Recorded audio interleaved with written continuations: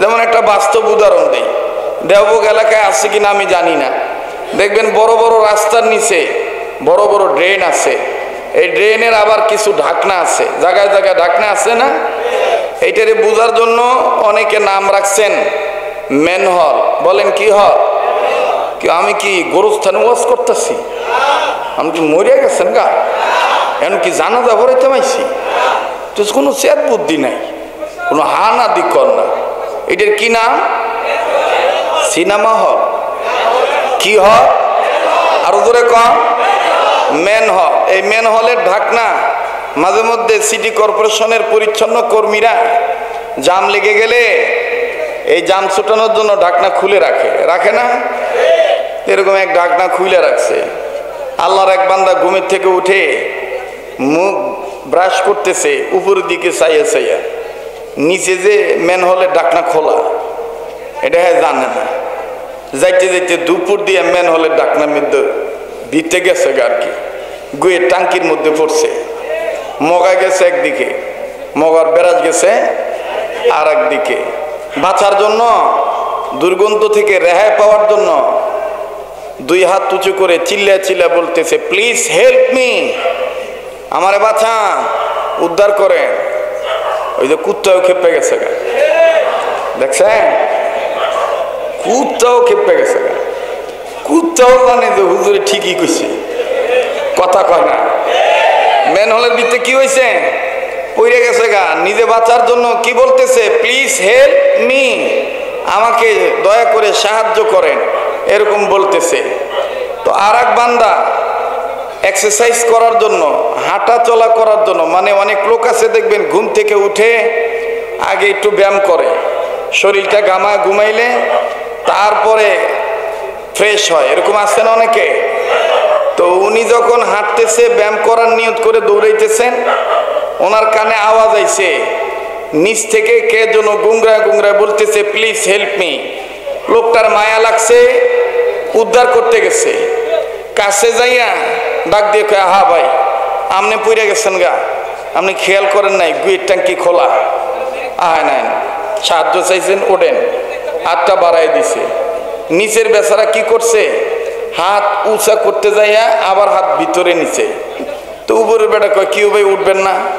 নিচের বেটা ডাক দিয়ে কয়, আমনে খাচ্ছ, আমনে মুখ ধর নাই। হ্যাঁ ঠিক আছে, যে আমনে মুখ ধর নাই। আপনি কেমনে বুঝলেন? আপনার চোহের কোনায় পেছু লাগিয়ে রয়েছে, আপনার মুহের কোনায় লুল হুগায়া ভাতের মতন চড়া লাগিয়ে রয়েছে। যা আপনি ঘাচ্ছ, আপনি মুখ ধুয়ে, আমি আপনার হাত ধরে উঠতাম না। উর্ফের বেটা কয়, বাবা রে বাবা, কি সাফির সাফি। হ্যাঁ, নিজে গুয়ের মধ্যে ডুবে রয়েছে, এদিকে খেয়াল নাই, আর আমি মুখ ধুই নাই, আমারও কয় খাচ্ছ। ঠিক আমাদের সমাজে দেখবেন বহুত মানুষ নিজের দুর্নীতির মধ্যে আক্রান্ত, নিজে সুদ ঘুষের মধ্যে জড়িত, নিজে মন্দ, অপরকে মন্দ বলে। কথা বলেন ঠিক কিনা? এই জন্য নিজের ভালো হইতে হবে। নিজে ভালো, জগৎ ভালো। বলেন নিজে ভালো, জগৎ ভালো। ভদ্রলোক তারা যারা দুইটা কাজ করবে। কয়টা কাজ? আবার বলেন কয়টা কাজ? এ কথা আমার না আল্লাহ? বলেন কার? ইন্নাল্লাযীনা আমানু ওয়া আমিলুস সালিহাতি উলাইকা হুম খায়রুল বারিয়াহ। এতগুলো মানুষ আওয়াজে তো আল্লাহু আকবার আসতে দিলেন, জোরে কোন আল্লাহু আকবার। ইন্নাল্লাযীনা আমানু ওয়া আমিলুস সালিহাতি উলাইকা হুম খায়রুল বারিয়াহ। ও ভাই, ঈমান সম্পদ, এই ঈমান নামক দৌলত আল্লাহ যাকে তাকে দেয় না।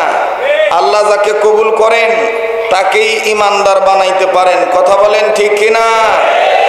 হেদায়েতের মালিক কে? হেদায়েতের মালিক কোনো তবলিগের আমির না, কোনো পীর না, কোনো রাজনৈতিক নেতা না, কোনো ব্যবসায়ী এমএলএ না, কোনো বক্তা না। এমনকি কোন নবীগণ হেদায়েতের মালিক ছিলেন না। হেদায়েতের মালিক একমাত্র কে?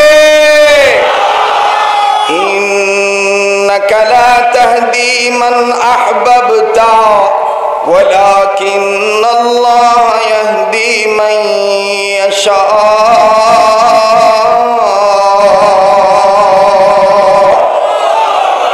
মুমিনগণের সামনে কোরআন তেলাওয়াত করলে মুমিনগণের ঈমান বাড়ে না কমে? বলেন বাড়ে না কমে? এই দলিল কোরআনে আছে না নাই? ইন্নামাল মুমিনুনাল্লাযীনা ইযা যুকিরাল্লাহু ওয়াজিলাত কুলুবুহুম ওয়া ইযা তুলিয়াত আলাইহিম আয়াতুহু যাদাতহুম ঈমানান ওয়া আলা রাব্বিহিম ইয়াতাওয়াক্কালুন। আল্লাহ বলেন, ওগো নবী, মুমিনগণের সামনে যখন কোরআন তেলাওয়াত করা হয়, মুমিনগণের দিল আমি আল্লাহর ভয়ে নূরে উঠে তাদের কাছে থেকে ঈমান বেড়ে যায়। এখন বলেন, যাদের ঈমান বাড়ে তাদের জবান দিয়ে আল্লাহু আকবার আসতে হয় না জোরে হয়? তো কই জোরে বলছেন আল্লাহু আকবার? জোরে বলেন আল্লাহু আকবার। নারে তাকবীর, নারে তাকবীর। কোরআন হাদিস যেখানে, আলেম উলামা যেখানে, নারে তাকবীর। মোহতারাম হাজিরিন, ইমানের গুণ থাকলে অনেক সন্ত্রাসীও ভালো হয়ে যায়। ইমানের গুণ থাকলে অনেক চাঁদাবাজও ভালো হয়ে যায়। ইমানের গুণ থাকলে অনেক কাফেরও ইমানদার হয়ে যায়। কথা বলেন ঠিক কিনা? হেদায়েত দেওয়ার মালিক কে? আবার বলেন কে? এই প্রসঙ্গে ছোট্ট একটি ঘটনা আপনাদেরকে শোনাই, বলবো? যারা বলেন বলবো। আমার নবী মুহাম্মদ সাল্লাল্লাহু আলাইহি ওয়াসাল্লাম এইরকম শাবানের চাঁদে সাহাবায়ে কেরামদের নিয়ে বসা আছেন। সাহাবায়ে কেরামরা যার যার মতো নিজেদের পক্ষ থেকে রাসূল আরবীর কাছে প্রশ্ন করতেছেন। কখনো ওমর বলেন, ওমরের বলা শেষ হলে আলী বলেন। আবার আলী রাদিয়াল্লাহু তাআলা আনহু প্রশ্ন করা শেষ হয়ে গেলে উসমান রাদিয়াল্লাহু তাআলা আনহু করেন। আবার উসমান রাদিয়াল্লাহু তাআলা আনহু প্রশ্ন যখন শেষ হয়ে যায় আবু বকর দাঁড়ায়। এইভাবে বাজান কখনো আব্দুর রহমান ইবনে আউফ দাঁড়ায়, এইভাবে কখনো খালিদ বিন ওয়ালিদ দাঁড়ায়। বন্ধুরে, কখনো সাহাবী আবু হুরায়রা রাদিয়াল্লাহু তাআলা আনহু দাঁড়ায়। এইভাবে দাঁড়াইতে দাঁড়াইতে দাঁড়াইতে সর্বকনিষ্ঠ একজন সাহাবী রাসূলুল্লাহর কাছে ডাক দিয়ে বললেন, ওগো নবীজি, আপনার কাছে আমার একটা প্রশ্ন বড় জানার দরকার। নবী আমার ডাক দিয়ে বললেন, কি বলবা বলো। সাহাবী ডাক দিয়ে বললেন, ইয়া রাসূলুল্লাহ, ইয়া হাবিবাল্লাহ, নবী গো, আপনার নির্দেশে আল্লাহ পাকের সন্তুষ্টি অর্জন করার জন্য, ঈমান নিয়ে নেক আমল মজবুত করার জন্য, আমলে সালেহ দারু হইয়া খৈরুল বারিয়া ভদ্রলোক সাজার জন্য, ভদ্রলোক হওয়ার জন্য, এই দুনিয়ায় শান্তি পরকালে মুক্তি পাওয়ার জন্য। আরে বন্ধু, রব্বে কাবা ডাক দিয়ে বলেছেন, নবী গো, ঈমান নামক দৌলত যারা অর্জন করবে, ঈমান অনুযায়ী যারা নেকের কাজ করবে, আমি আল্লাহ রব্বুল আমিন তাদের জিন্দেগীর গুনাহ মাফ করে দেব। আওয়াজ দিয়ে বলেন না সুবহানাল্লাহ। শুধু গুনাহ মাফ করব না, আমি আল্লাহ পাক তাদেরকে উজরতে কাবীরা, আজরুন আযীম, বড় ধরনের পুরস্কার দান করব, বড় ধরনের গিফট আমি আল্লাহ দিয়ে দেব। রব ডাক দিয়ে বললেন, নবী, আমি আল্লাহ ওয়াদা করে জানিয়ে দিলাম, ওয়া'আদাল্লাহুল্লাযীনা আমানু ওয়া আমিলুস সালিহাতি লাহুম মাগফিরাতুন ওয়া আজরুন আযীম। আওয়াজ দিয়ে বলেন না আল্লাহু আকবার।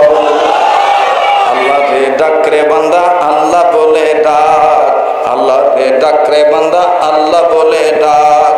তারে ডাকতে পারলে তোর জীবনের গুনাহ হবে মাফ। আল্লাহ রে ডাক রে বান্দা আল্লাহ বলে ডাক, বলেন বলেন আল্লাহ রে ডাক রে বান্দা আল্লাহ বলে ডাক, সবাই আল্লাহ রে ডাক রে বান্দা। ও তারে ডাকতে পারলে তোর জীবনের গুনাহ হবে মাফ।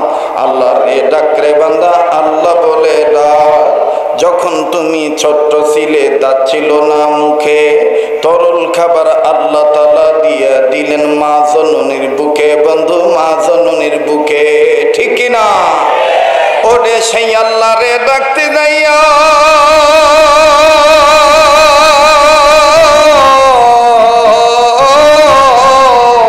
ওরে সেই আল্লাহ রে ডাকতে যাইয়া জীবন থাকার যাও। আল্লাহ রে ডাক রে বান্দা আল্লাহ বলে ডাক, সবাই আল্লাহ রে ডাক রে বান্দা। নিজে বলবেন, ডান বাম লক্ষ্য করবেন কে আল্লাহ রে ডাকতে চায় না। যে ডাকতে চাইবো না মনে করবেন ভিতরে এখনো ঝামেলা আছে, এখনো রাম বামের মায়া মোহাব্বত লাগিয়া রয়েছে, কথা কোন ঠিক কিনা? আল্লাহ রে ডাক রে বান্দা আল্লাহ বলে ডাক, জোরে আল্লাহ রে ডাক রে বান্দা। ও তারে ডাকতে পারলে তোর জীবনের গুনাহ হবে মাফ। ও তারে ডাকতে পারলে তোর জীবনের, আল্লাহ রে ডাক রে বান্দা আল্লাহ বলে ডাক, আবার আল্লাহ রে ডাক রে বান্দা। যখন আমার কেউ ছিল না তখন ছিলেন তিনি, তিনি কে? তিনি কে? যখন আমার কেউ ছিল না তখন ছিলেন তিনি, এখন আমার সব হয়েছেন পর হয়েছেন উনি রে বান্দা, পর হয়েছেন উনি। আবার যখন আমার কেউ রবে না থাকবেন শুধু আল্লাহ পাক। আল্লাহ রে ডাক রে বান্দা। সামনের বাইরা চুপ থাকেন, পিছনে বাইরা দেখি আল্লাহ আল্লাহ হইতে চায় কি চায় না। আল্লাহ রে ডাক রে বান্দা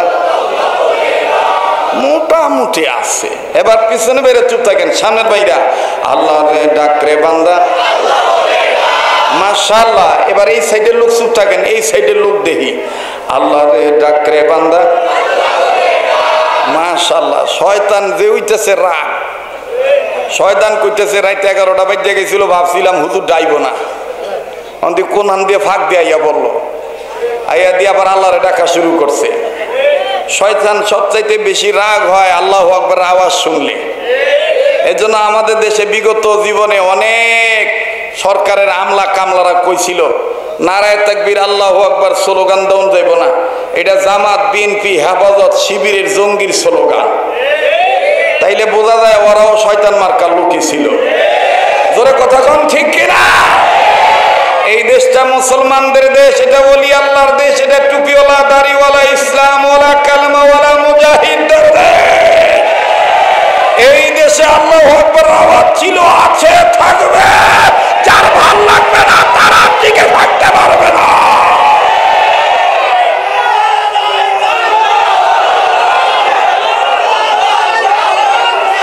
থামেন থামেন থামেন, কাজ্জা করেন না, ঝগড়া করেন না, কষ্ট হইতেছে আপনাদের। হ্যাঁ, চলবো কি চলবো না? আল্লাহু আকবার আওয়াজ শুনলে খেপা যায় শয়তান, বলেন কে? শয়তান। আর আল্লাহওয়ালাদের নাম শুনলে খেপা যাইতো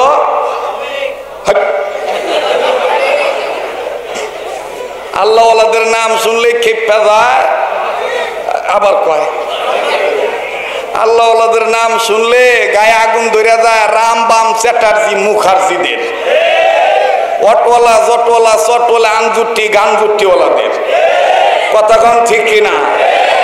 আমার ভাইরা, আমি আপনাদের কাছে আবার জানতে চাই, যদি এইভাবে চলতে থাকে সমস্যা আছে কোনো? যারা কোন সমস্যা আছে? চলবে কি চলবে না? তাহলে বলবো আজকের মাহফিল, আপনারা বলবেন চলবে চলবে। আজকের মাহফিল কতক্ষণ চলবে?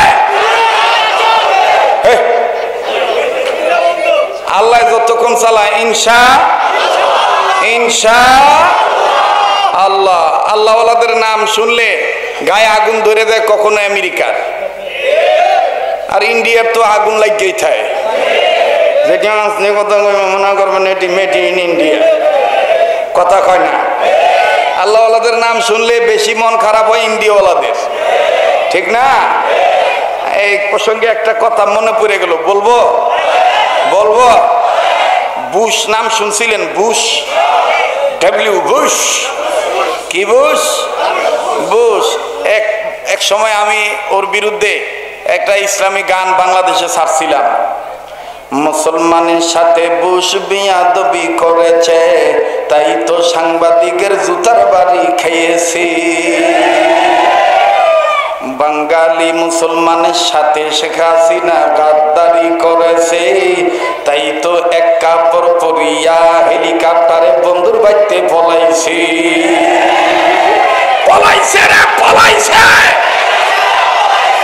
আরে ইসলাম বিরোধী পলাইছে, কথা কয় না? নাম নিয়ে না, কথা কন ঠিক কিনা? ইসলাম বিরোধীরা পলাইছে না? অন্য যদি কেউ আয়া হুজুর এইভাবে কথা কন দেব না হুজুর, না তো বুঝবেন যে ভিতর থেকে আপার মহব্বত যায় না। যতই ছাড়েন চাপা আইতে পারবো না আর আপা। বাঙালি মুসলমান রয়েছে খেপা, কথা বলেন ঠিক কিনা?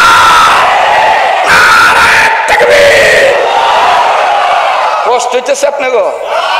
আবার দেখবেন ইন্ডিয়ান একটা চ্যালেঞ্জ আছে, সুযোগ পাইলেই দেখবেন সাংবাদিকতার বাহাদুরি দেখায় ডাক দিয়ে কয়, এইবার ডক্টর ইউনূসের মাথায় সম্ভবত। কথা কয় না? আচ্ছা না? আমার ভাইরা, আমার বন্ধুগণ, আমাদের সচেতন থাকতে হবে। আমাদের এই স্বাধীনতা কেউ যেন হরণ না করতে পারে, এই স্বাধীনতা যেন বিসর্জনে না যায়। কথা বলেন ঠিক কিনা? মুসলমানের সাথে বুশ বিয়াদবি করেছে, তাই তো সাংবাদিকের জুতার বাড়ি খেয়েছে। সেই জুতাই আবার বাইরে সারা দুনিয়া সবচেয়ে দামি হয়েছে। কথা আমি কি বানায় কইতেছি? সেই জুতাই আবার বাইরে সারা দুনিয়া সবচেয়ে দামি হয়েছে। মুসলমানের সাথে বুশ বিয়াদবি করেছে, তাই তো সাংবাদিকের জুতার বাড়ি খেয়েছে। ফেরাউন মুসার সাথে বিয়াদবি করেছে, তাই তো নীল দরিয়ায় ডুবে সে মরেছে। মরার সময় কতবার বাঁচাও বাঁচাও বলেছে, জিবরাইল আমিন তাহার মুখে কাদা ঠেলে দিয়েছে। ইসলামেরই দুশ্মনেরা হয়ে যা সাবধান, নইলে জুতার বাড়ি খাবি, হারাবি সম্মান। মোরা সবাই মুসলমান, দিতে পারি জান।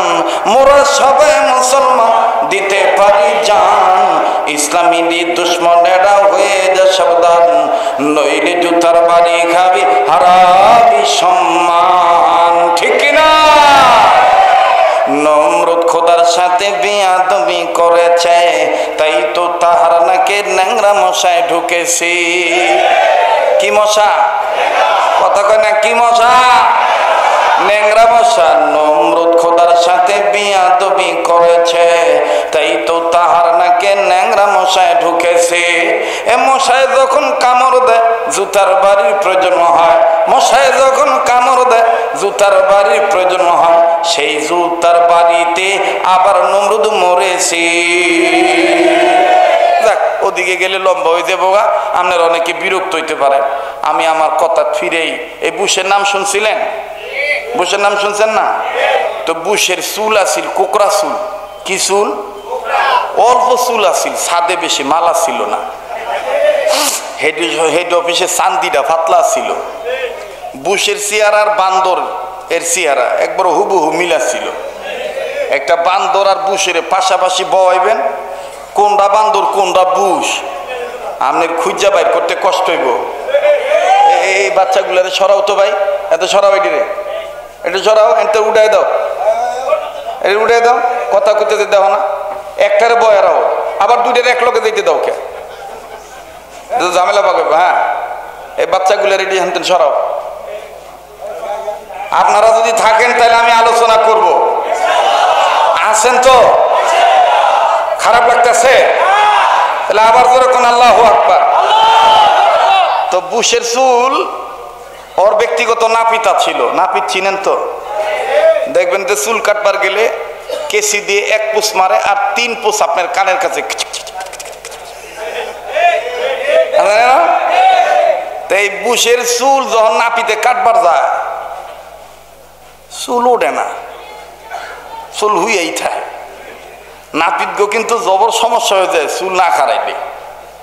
এই জন্য দেখবেন নাপিতেরা আগে পানি দেয় অথবা চুল ডিরে সুন্দর করে উডানের লেগে নানান ধরনের মেহনত করে। তো ওই দিন বুশের নাপিতে বুশের চুল কাটবার গেছে, কিন্তু চুল দাঁড়াইতেছে না, খুব টেনশনে পড়ে গেছে। এই হতুই না চুল উঠবো কেমনে?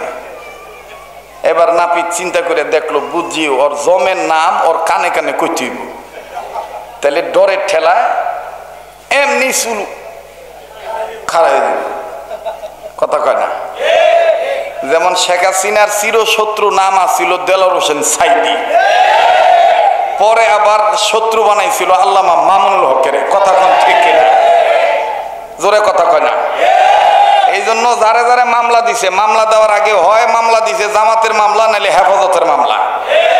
হেফাজতের আলেমকে মামুনুল হক আর জামাতের আলেমকে দেলোয়ার হোসেন সাইদি। আর ওই সুবাদে দেলোয়ার হোসেন সাইদির নাম অনেক মাহফিলে নেওয়া যায় নাই। দেলোয়ার হোসেন সাইদি রহমতুল্লাহর নাম নিতে গেলে অনেকে আইয়া বাধা দিছে, সাইদি সাহেবের নাম নেওয়া যাবে না, নাম নেওয়া যাবে না। কথা কয় না? জোরে কথা কন ঠিক কিনা? যারা তারা নিজেরাই ছিল রাজাকার, ঠিক কিনা বলে? আল্লাহ আমাদেরকে সহিবুল দান করেন। আর জোরে কোন আবির আমনে গো অবস্থা দিকে মনে হয় রাত 9টা বাজে।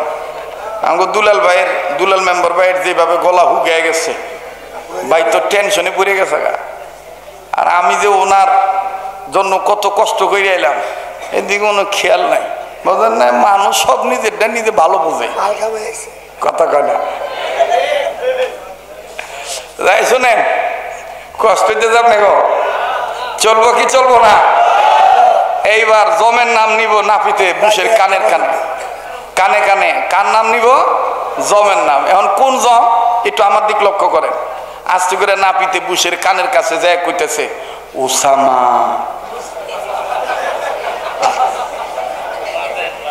কার নাম? কানে কানে কইতেছে ওসামা ওসামা। 3 বার জন ওসামা কইছে, হতুন না চুল খ্যাক করে খাড়ায় গেছে। এইবার নাপিতে যখন চুলে ফুস দিছে কেসি দিয়া, তো বুশে কইতেছে what is this Osama, but why Osama? Osama কোথা থেকে আইলো? কয় না স্যার, ওসামা আসে নাই। কার নাম নিলা কে? কয় আমনির চুল খাড়া করণের লাগিয়া। বুশ তখন কইতেছে আমি তো ডরে গেছিলাম, না জানি আবার ওসামায় আক্রমণ করে। ভাইরা আমার বন্ধুগণ, এইটা একটা সত্য কথা। সেটি হলো এই, ওসামা বিন লাদেনের দোহাই দিয়া আল কায়দা হরকাতুল জিহাদ বানাইয়া, মৌলবাদ বানাইয়া, জঙ্গিবাদ বানাইয়া আর বাংলাদেশের মুসলমানদেরকে দমন করা যাবে না, তাদেরকে থামায় রাখা যাবে না। এবং বলে দিতে হবে, আরে বাবা রে বাবা, বেডির কুদানি কি আসিল, মমতাজ পর্যন্ত আমগো গাইলিছে। আস্তে কথা কয়। একটা বেডিয়া ছিল না, প্রথম ছিল কালো, তারপরে শেখ হাসিনার নজর হয়েছে দলা, মধুবয়তির মাইয়া, নাম কি? কথা কন কিনা? জোরে কন। আমি দুলাল ভাইরে কয়ে গেলাম, ভাই এই বেডিরে পাইলে আমার একটু কয়েন, আমিও অন্য 150 টাকা পাই। কয়টা পাই? কথা কয় না? 150 টাকা পাই। অবশ্য চাইয়া নাই, আমি যোগে তালে দিয়ে লেছিলাম। হ্যাঁ, ভাই কইতেছে 150 টাকা আমি দিয়ে দেব। তার মানে বুঝো দুলাল ভাই প্রিয় মনে মমতাজ কথা কয় না। না না ভাই, ওই নিয়তে কয় নাই, এই নিয়তে কইছে যে আপনি 150 টাকার লেগে মন খারাপ করে ওয়াজ কম করেন না, একটু বাড়াই দিন, প্রয়োজন মতো আমি 150 টাকা দিয়ে দেব। এই মহব্বতে গেছে। কথা কন ঠিক কিনা? ঠিক আছে না? মনে রাখতে হবে, দেশটা বয়াতির দেশ না, দেশটা ওয়াটওয়ালা জটওয়ালা আঞ্জুটিদের দেশ না। এই দেশটা ওলামায়ে কেরামের দেশ, মসজিদ মাদ্রাসাওয়ালাদের দেশ। এই দেশে ইসলাম ছিল, ইসলাম আছে, ইসলাম থাকবে, তবে এই দেশের বাঙালি মুসলমানরা ইসলাম মেনে চলবে, উম্মতের হক্কানি আলেমদের মাথা হাতে চলবে, কোন বয়াতির দ্বারা ইসলাম মানতে পারবে না। কতক্ষণ ঠিক কিনা? সংসদে পর্যন্ত কইছে মাননীয় স্পিকার, শরীয়তের মোল্লারে একলাই বুখারী শরীফ পড়ে নাই, আমি মধুবয়াতির মেয়ে মমতাজ বেগম, আমিও সিয়াসাত্তার হাদিস জানি। তখন এটা হইন না জাপানি পাম দিছে টেবিলে অনেক থাবড়াইছে, আর এটা হইন না তখন এই বেডি কইছে বুখারী, আবু দাউদ শরীফ, মুসলিম শরীফ, মেশকাত শরীফ, ইবনে মাজা। তা আমি এটা হইন না কই বেডিটা একটা সাফা সাপতাছে, মেশকাত আবার সিয়াসাত্তার হাদিসের মধ্যে এলো করতো নেই। এটা যারা আলেম তারা জানে। আমার ভাইরা, আমার বন্ধুগণ, ভক্কর চক্কর দেওয়ার দেশ চলবে না, ঠিক কিনা বলেন? আল্লাহ আমাদেরকে ঠান্ডা মাথায়, শালীন ভাষায়, সুন্দরভাবে মাথা ঠান্ডা রেখে ইসলামী আন্দোলনের সক্রিয় কর্মী হওয়ার তৌফিক দান করেন। আবার বলেন আমিন। তো ইমান এবং ইমান অনুযায়ী যারা নেকের কাজ করবে, আর এই কথা কয় ক্যাটারি বাচ্চাটারে চুপ করান। মুসলমান ভাইরা আমার, মনে রাখবেন, খেয়াল করে শুনবেন, আবু হুরায়রা রাদিয়াল্লাহু তাআলা আনহুর পরে যে সর্বকনিষ্ঠ সাহাবী, এই সাহাবী ডাক দিয়ে বলতেছেন, নবী গো, আপনার কাছে আমার জানার ইচ্ছা, আল্লাহর হুকুম মতে আপনার নির্দেশে আমরা অনেক যুদ্ধ করেছি, যুদ্ধের ময়দানে গিয়েছি। ওগো নবীজি,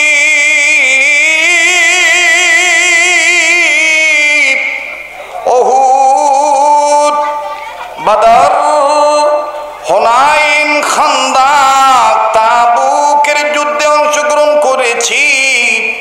অনেক বান্দাগণ আল্লাহর রাস্তায় যারা ইমান ঠিক রাখতে যায় জীবন দিয়ে শহীদ হয়ে গেছে, তাদেরকে আপনি এবং আপনার আল্লাহ শহীদ বলেছে। আর যারা জীবন নিয়ে ফিরে আসছে, খুব খেয়াল করে কথাগুলি শুনতে হবে ভাই, আমি মুখস্থ ওয়াজ করার জন্য আসি নাই, আল্লাহর রাস্তায় পায়ে হাত দিয়ে বলতেছি, এলোমেলো থাকেন না, 5 জন শ্রোতা থাক, কিন্তু আমি চাই ওয়াজটা যেন ভিতরে বোধগম্য হয়, দিন দুনিয়ার আখেরাতের পাথর হিসাবে আপনি নিয়ে যেতে পারেন, কারণ এটাই জীবনের শেষ মাহফিল হইতে পারে। কথা বল ঠিক কিনা? সাহাবী ডাক দিয়ে বললেন, নবীজি, উহুদের ময়দান, হুনাইনের ময়দান, বদরের ময়দানে আল্লাহর হুকুম মতে আপনার নির্দেশে ঈমান ইসলামের পক্ষে যারা যুদ্ধ করে জীবন দিয়েছে, তাদেরকে আপনি এবং আপনার আল্লাহ বলে দিয়েছেন শহীদ। আর যারা জীবন নিয়ে ফিরে বেঁচে এসেছে, তাদেরকে বলে দিয়েছেন গাজী। এখন আপনার দরবারে জানতে চাই গো নবীজি, এমন একটা জামানা আসবে, ওগো নবীজি, আখিরি জামানার এতিম উম্মতে মুহাম্মদীগণ থাকবেন। ওই উম্মতে মুহাম্মদীদের জামানায় বদরের ময়দান আসবে না, উহুদ, হুনাইন তারা পাবে না। কিন্তু নবীজি গো, আমার জানার বড় ইচ্ছা হইল আপনার কাছে, আমার ওই এতিম উম্মত ভাইরা এমন কোন আমল আছে নাকি যেই আমল করলে আল্লাহ রব্বুল আলামিন তাদের আমল নামা, তার নাম নিলাকে আমনির চুল খাড়া করণের লেগা বুঝ, তখন কইতেছে আমি তো ডরে গেছিলাম, না জানি আবার ওসামায় আক্রমণ করে। ভাইরা আমার বন্ধুগণ, এইটা একটা সত্য কথা, সেটি হলো এই, ওসামা বিন লাদেনের দোহাই দিয়া আল কায়দা হরকাতুল জিহাদ বানাইয়া, মৌলবাদ বানাইয়া, জঙ্গিবাদ বানাইয়া আর বাংলাদেশের মুসলমানদেরকে দমন করা যাবে না, তাদেরকে থামায় রাখা যাবে না, এবং বলে দিতে হবে, আরে বাবা রে বাবা, বেডির কুদানি কি আসিল, মমতাজ পর্যন্ত আমগো গাইলিছে, আস্তে কথা কয়, একটা বেডি আসছিল না, প্রথম ছিল কালো, তারপরে শেখ হাসিনার নজর হয়েছে দলা। মধুবয়তির মাইয়া নাম কি? কিনা জোরে ক। আমি দুলাল ভাইরে কয়ে গেলাম, ভাই এই বেটিতে পাইলে আমার একটু কয়েন, আমিও অন্য 150 টাকা পাই। কয় টাকা পাই? কথা কয় না, 150 টাকা পাই। অবশ্য চাইয়া নেই নাই, আমি যোগে তালে দিয়ে লেছিলাম। হ্যাঁ ভাই কইতেছে 150 টাকা আমি দিয়ে দেব। তার মানে বুঝো দুলাল ভাইয়ের প্রিয় মনে মমতা কথা কয় না। না না ভাই ওই নিয়তে কয় নাই, এই নিয়তে কইছে যে আপনি 150 টাকার লেগে মন খারাপ করে ওয়াজ কম করেন না, একটু বাড়াই দিন, প্রয়োজন মতো আমি 150 টাকা দিয়ে দেব। এই মহব্বতে গেছে। কথা কন ঠিক কিনা? ঠিক আছে না?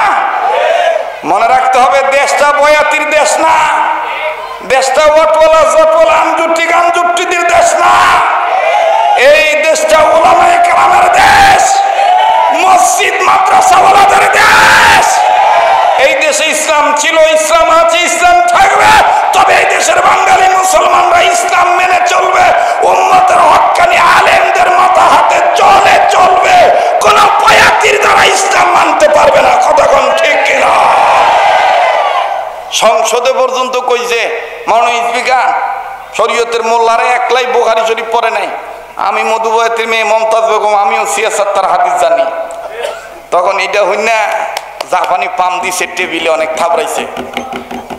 আর এটা হইন না তখন এই বেডি কইছে বুখারী, আবু দাউদ শরীফ, মুসলিম শরীফ, মেশকাত শরীফ, ইবনে মাজা। তা আমি এটা হইন না কই বেডিটা একটা সাফা সাপতাছে। মেশকাত আবার সিয়াসাত্তার হাদিসের মধ্যে এলো করতো নেই। এটা যারা আলেম তারা জানে। আমার ভাইরা, আমার বন্ধুগানে ভক্কর চক্কর দেওয়ার দেশ চলবে না। ঠিক কিনা বলেন? আল্লাহ আমাদেরকে ঠান্ডা মাথায়, শালীন ভাষায়, সুন্দরভাবে মাথা ঠান্ডা রেখে ইসলামী আন্দোলনের সক্রিয় কর্মী হওয়ার তৌফিক দান করেন। আবার বলেন আমিন। তো ঈমান এবং ঈমান অনুযায়ী যারা নেকের কাজ করবে। আর এই কথা কয় কেডারি বাচ্চাটারে চুপ করান। মুসলমান ভাইরা আমার মনে রাখবেন, খেয়াল করে শুনবেন, আবু হুরায়রা রাদিয়াল্লাহু তাআলা আনহুর পরে যে সর্বকনিষ্ঠ সাহাবী, এই সাহাবী ডাক দিয়ে বলতেছেন, নবী গো, আপনার কাছে আমার জানার ইচ্ছা, আল্লাহর হুকুম মতে আপনার নির্দেশে আমরা অনেক যুদ্ধ করেছি, যুদ্ধের ময়দানে গিয়েছি। ওগো নবীজি,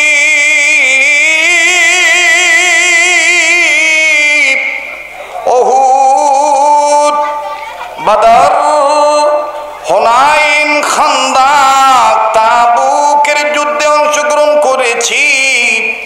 অনেক বান্দাগণ আল্লাহর রাস্তায় যারা ঈমান ঠিক রাখতে যায় জীবন দিয়ে শহীদ হয়ে গেছে, তাদেরকে আপনি এবং আপনার আল্লাহ শহীদ বলেছে। আর যারা জীবন নিয়ে ফিরে আসছে, খুব খেয়াল করে কথাগুলি শুনতে হবে ভাই। আমি মুখস্থ ওয়াজ করার জন্য আসি নাই, আল্লাহর রাস্তায় পায়ে হাত দিয়ে বলতেছি, এলোমেলো থাকেন না। 5 জন শ্রোতা থাক, কিন্তু আমি চাই ওয়াজটা যেন ভিতরে বোধগম্য হয়, দিন দুনিয়ার আখেরাতের পাথর হিসাবে আপনি নিয়ে যেতে পারেন। কারণ এটাই জীবনের শেষ মাহফিল হইতে পারে। কথা বল ঠিক কিনা? সাহাবী ডাক দিয়ে বললেন, নবীজি, উহুদের ময়দান, হুনাইনের ময়দান, বদরের ময়দানে আল্লাহর হুকুম মতে আপনার নির্দেশে ঈমান ইসলামের পক্ষে যারা যুদ্ধ করে জীবন দিয়েছে, তাদেরকে আপনি এবং আপনার আল্লাহ বলে দিয়েছেন শহীদ।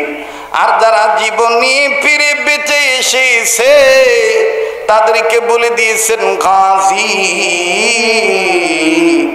এখন আপনার দরবারে জানতে চাই গো নবীজি, এমন একটা জামানা আসবে, ওগো নবীজি, আখিরি জামানার এতিম উম্মতে মুহাম্মদীগণ থাকবেন। ওই উম্মতে মুহাম্মদীদের জামানায় বদরের ময়দান আসবে না। উহুদ হুনাইন তারা পাবে না। কিন্তু নবীজি গো, আমার জানার বড় ইচ্ছা হইল আপনার কাছে, আমার ওই ইতিম উম্মত ভাইরা এমন কোন আমল আছে নাকি যেই আমল করলে আল্লাহ রব্বুল আলামিন তাদের আমল নামা